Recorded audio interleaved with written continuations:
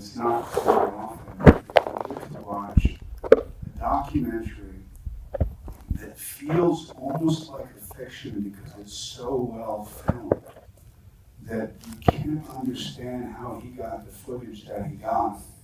And then with the knowledge that it started out with study of vigilantism in America, and then you hear about the auto defensives in Mexico, and then it just turned into unraveled right before your eyes.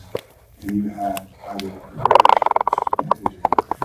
you to brave it out for how long? What was the process in the beginning, and how you got involved, and why you stayed, I think is my question. So well, thank you, Josh, first for being here with me.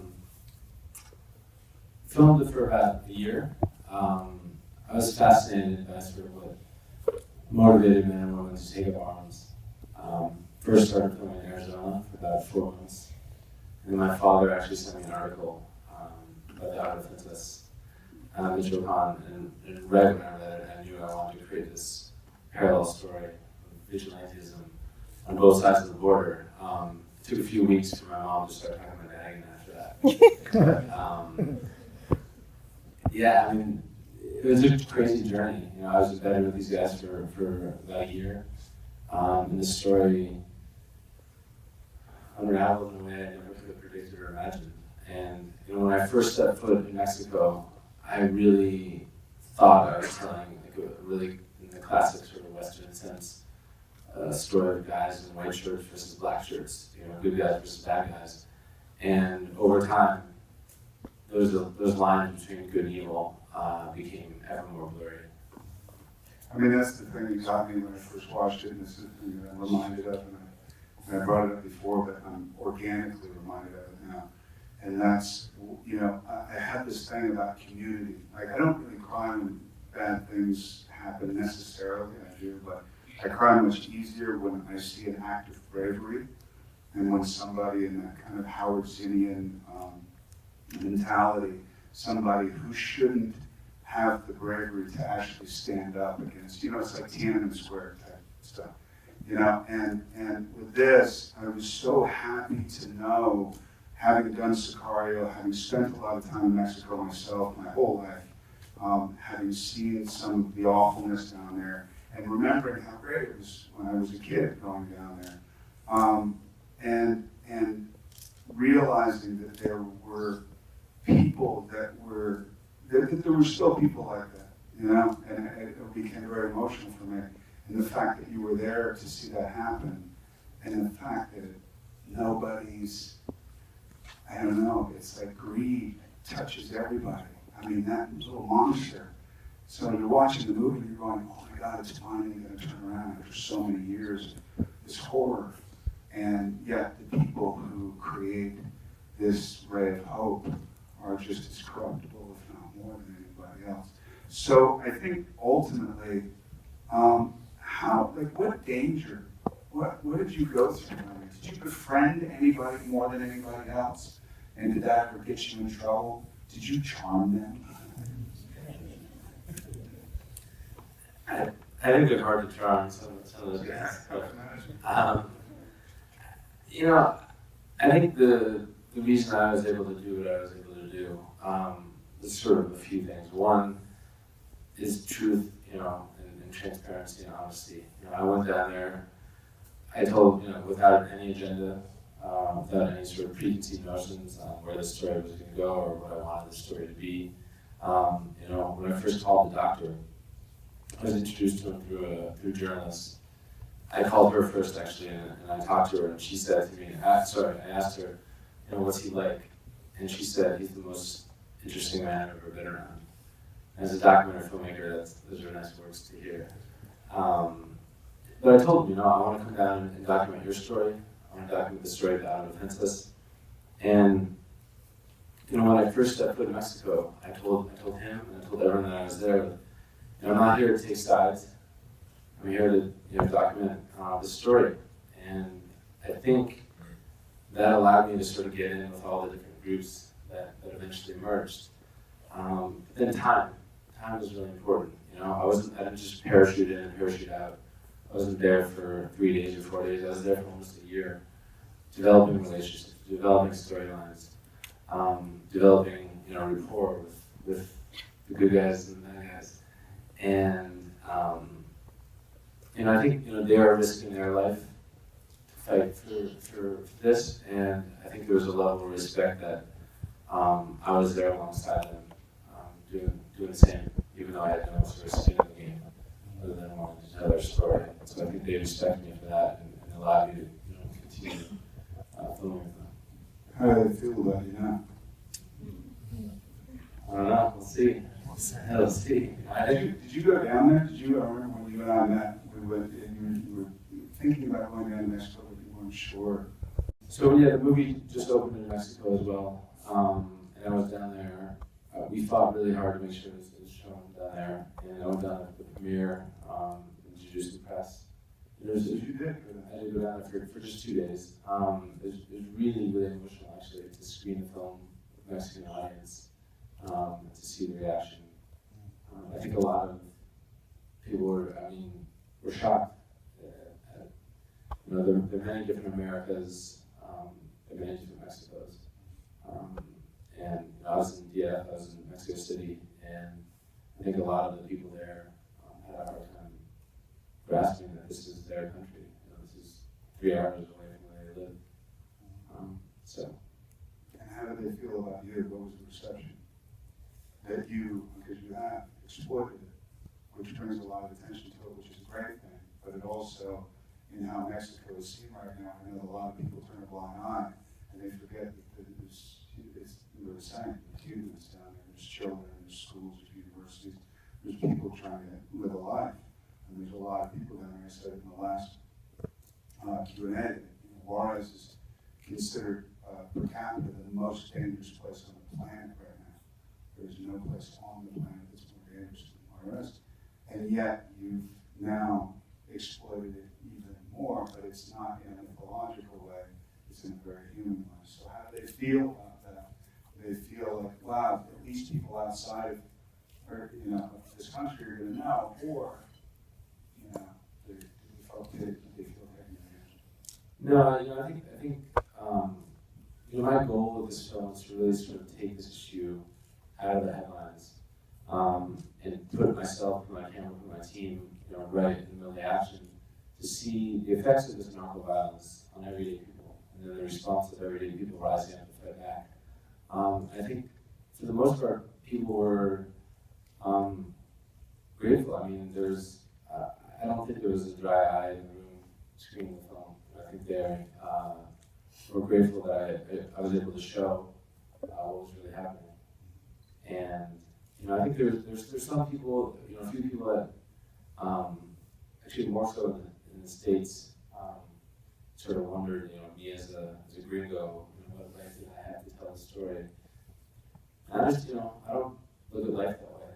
I don't think it mattered if I was a Mexican filmmaker, if I was a Chinese filmmaker, if a filmmaker from New York City. I don't think it matters the color of your skin. I think it matters how you connect with people, how you relate to people, and the honesty with which you tell their story. And I tried as hard as I could to do that.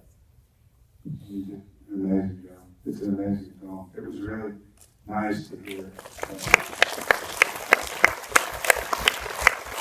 You guys were so responsive. So a lot of times with silence, you get nervous, you know, being an actor and being on stage, and when there's silence, you're like, oh, I fucking hate it. But you guys were so incredibly responsive, and like I said, as a devotee and a friend of the late great Howard Zinn's, I'm so pleased to see people so involved and so respectful and staying for a Q&A, and obviously you're interested. So I think I'll put it out there for you guys to ask any questions of Matthew. Can I do one thing first? Yeah, sure. Can I have Jackson Greenberg and Scott Salinas stand up? Yeah. So these are the very talented people who made it to this film. And so, you know, so much of the drama and the emotion they feel is due to them. So thank you for that.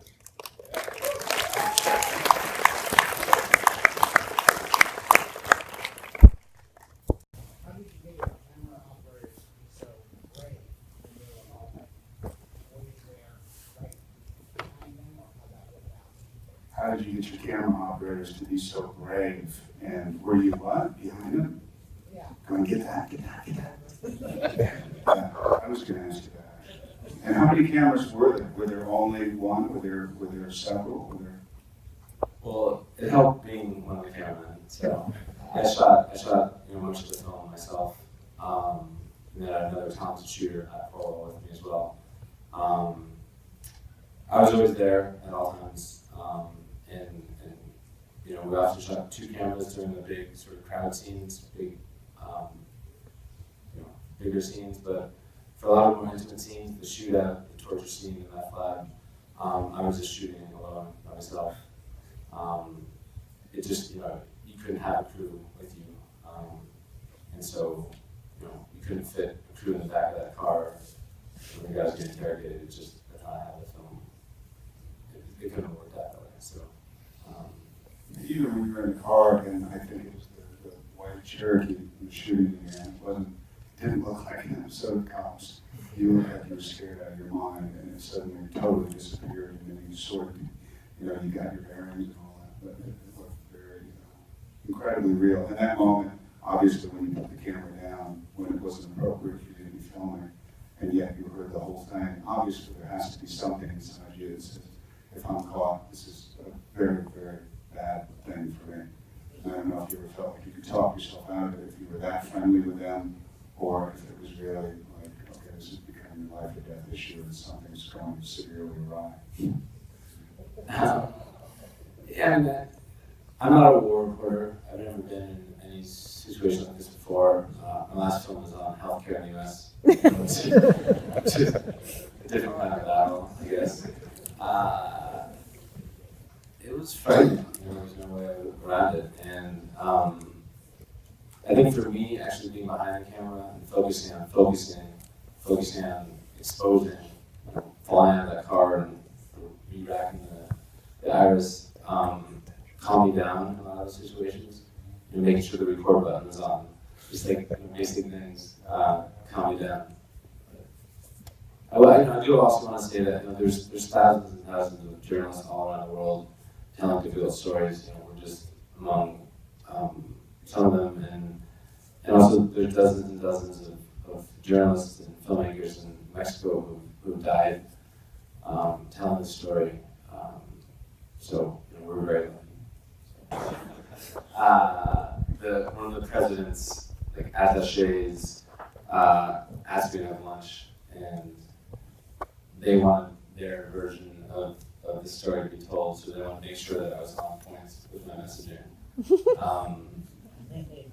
It was abundantly clear that the room was bugged, and I said absolutely nothing. But,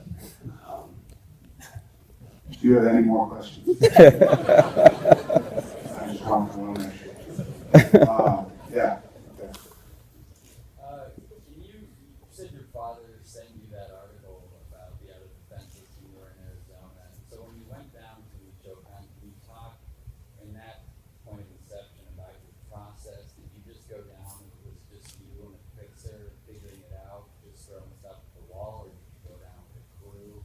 Can you talk about that kind of, when you went down there first, how it looked? Did you guys hear that? Mexico. Yeah. So, first, I reached out to the journalist to get a little more information. I got on the phone with the doctor the next day, and then through another journalist friend, found some amazing, I owe an enormous amount of gratitude to my local team down there, local producer Miles, local fixer Danny, who I was introduced to right away. And together we started talking about sort of the safety coming down there, what precautions we needed to take, whether safety can go down in the first place. But 2 weeks later I was down there filming. And it was a small team, it was about 4 of us. It was Matt, Miles and Danny. And that was pretty much the team for most of it. And again, I had no idea where this story was going. I had absolutely no clue. And that was, as a director, it was a really frightening endeavor, besides the safety part of it, just storytelling wise. because it's a constantly moving target. You know, the story was constantly changing, the characters were changing, and you know that's one of the things that I wanted to have come across in the edit. You know, every day in the edit room, my mantra is sort of like let the audience go on that journey that I went on. All those moments where I felt like the rug was pulled out from under me and the story changed. I wanted you to feel those same moments. So. Yes. I'm just curious about how you decided to show the graphic brutality that's going on there to the audience, but not like overkill and make it sort of desensitize the audience to it. Because it seemed to be a really good balance of shock and like reality, but not an overkill. How did you choose to balance the massive violence and not numb the audience to it as the film went on? I think that's, yeah. It's good. I've never done this before.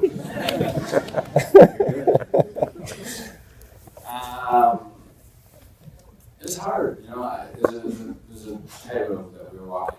You know, we obviously didn't want to. It's way more graphic than we showed a lot of the stuff, and but we also didn't want to shy away from it. So you know, we, as you do in the edit room, every day you sort of push and pull, and then I think we eventually, you know, after many pushes and pulls, you know, came up with a balance that we thought was right. You know, it's real. The violence is real. 80,000 people killed since 2007.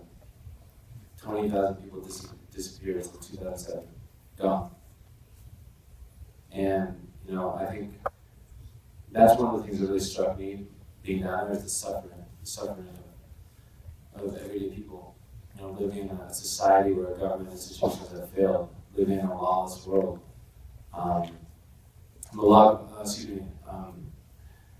The young woman in the scene when the army tries to disarm the armed defenses and the citizens surround them. The young woman who's screaming at the army, her whole family was murdered by the cartel. Both of her parents, 2 of her brothers, and she was too scared to even go to the police. She was too scared that the police were the cartel, that they were paid by the cartel, that they were acting after the cartel. And so we were some of the first people she ever told. And that's where this movement was born out of. It was a desire to sort of bring basic safety and security to your family and to your community. Unfortunately, you know, that story changed, but that's how it started. Were there any big moments that happened but you wanted in the film but you couldn't put it in because you didn't have the camera on or they told you to turn off the camera? Sorry, say that once again. Oh. Were there any moments that you wanted in the film but you didn't record it because they told you to turn off the camera or you didn't? Were there any moments in the film, during the filming, the 9 months that you were down there, that they asked you to not record, except for the one that's pointed at the floor?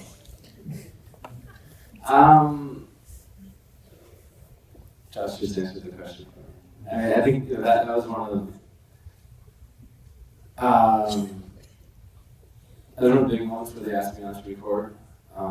They didn't want me in there, but it is an incredibly important moment, as sort of the pinnacle of them breaking apart. And so getting that audio was, you know, really, really important to the story. I think, you know, another scene that they really didn't want me to film was the torture. It was incredibly disturbing as a human being to film that, to witness that. And that was actually shot over 5 days. I would sneak into the bathroom and record the sound. I would walk into that room and sort of hide my camera and pretend like I was talking to somebody and just hold the camera recording it, just like glancing down to see if I was somewhat in frame. And I was threatened a lot of times in there that they were going to, you know, do things to me, take the camera away. But I felt a huge duty and obligation to show that, to show what was really happening. It's interesting, just, I'm just thinking of all these things and watching the film, you know, it's cartel film, and it's our neighbors and all, you know, the plight that's been going on for the last 12 years, 15 years. And yet it's such a brilliant study on the human condition, you know, and how fallible people really are, and the good intentions that once touched by greed or once touched by opportunity. I remember hearing, I did this cop ride in the Bronx, and the guys even that I rode with, the cops, the undercover cops that I rode with, said, how can you blame a kid who has nothing in the projects when he sees the only guy who's actually prospering is the drug dealer? And they're the ones giving them gifts at Christmas. They're not getting any gifts other than from the drug dealers. Why would you not aspire to be that guy? It's just the natural, you know, occurrence of things. I want to be the guy that will actually pull me out of this pain, pull me out of the poverty and all that. So, you know, when you know, it's posed in this film, is it a cycle that will never end? Is there any way? Because the only guy who has, to me, real integrity in the film is the American, who has nothing really, you know, he can't even get drunk. And he's still doing it. He's still doing it. And yet, you don't even know if he's making it yet, but he's willing to stick with it, you know. So that it's such a huge theme in your film. You know?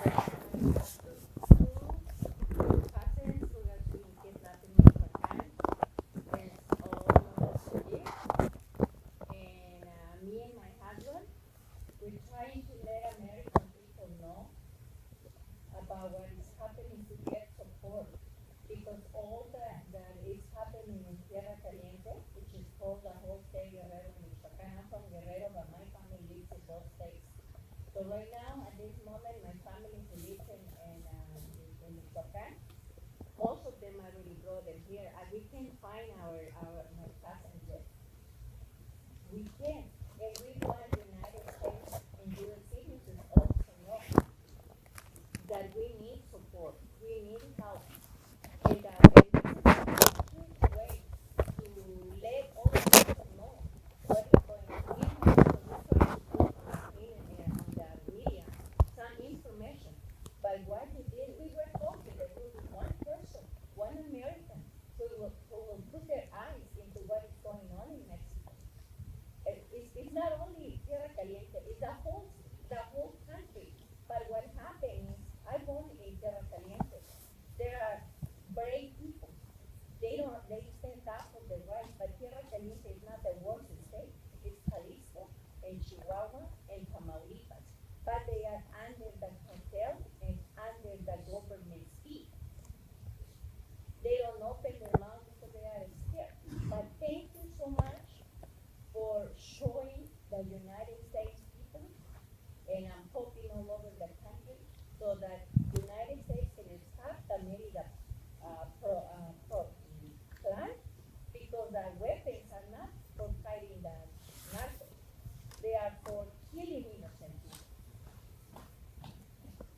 And my other question is, do you have access to see in person Dr. Miguel is in jail? He's very sick, he lost a lot of weight, and he needs a surgery of his spinal cord and also on the head.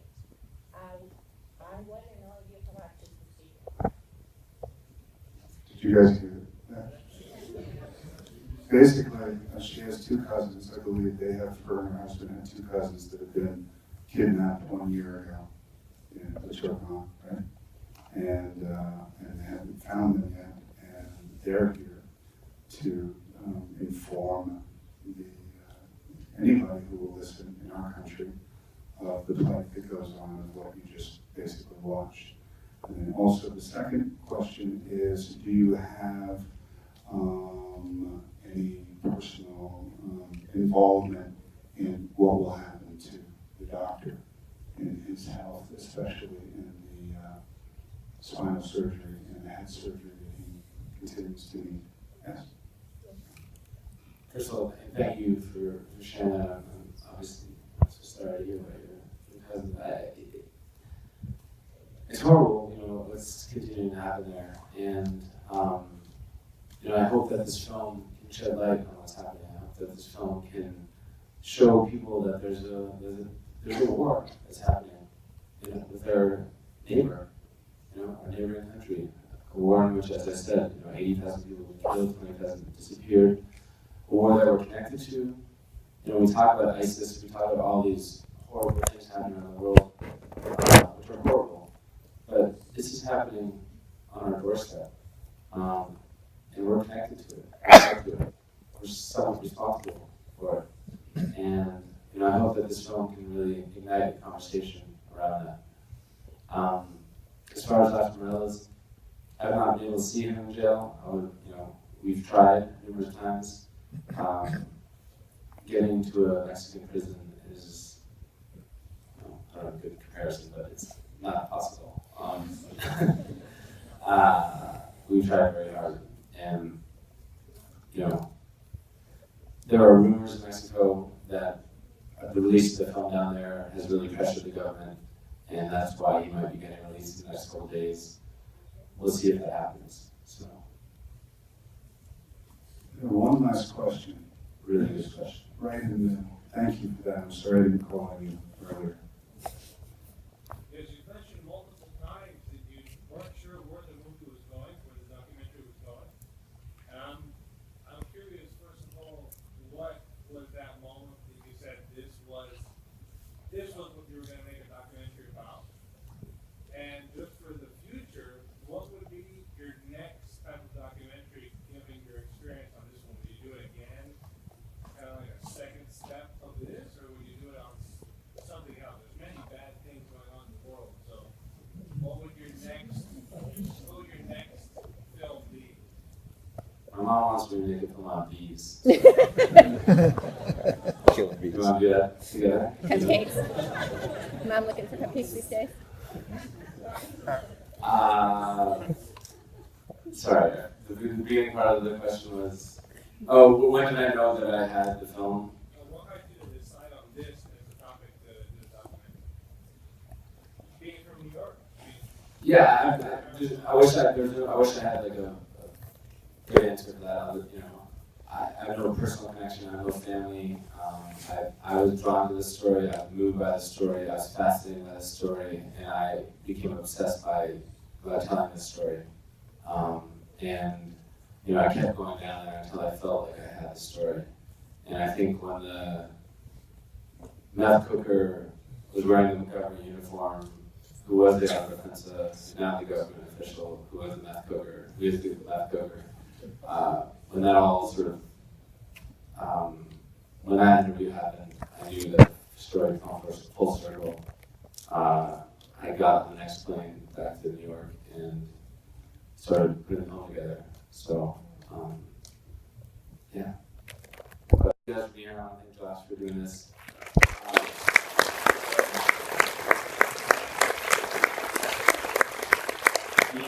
The only way that films like this work, we're just a small documentary, we're so grateful to be here at the ArcLight.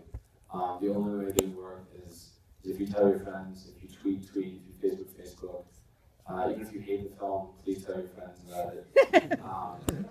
And thank you so much for being here.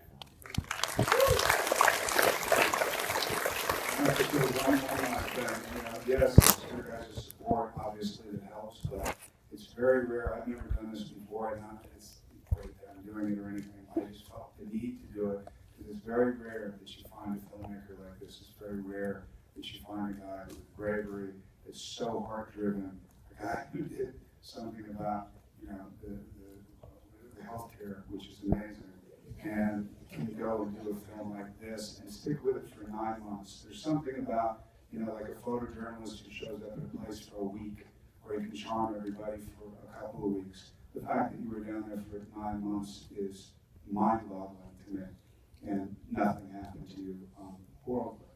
And you're able to, in the name of your cousins and yourself being here, that you're able to turn this many people on just in one night.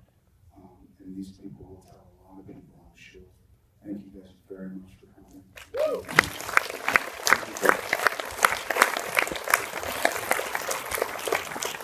It's incredible, dude.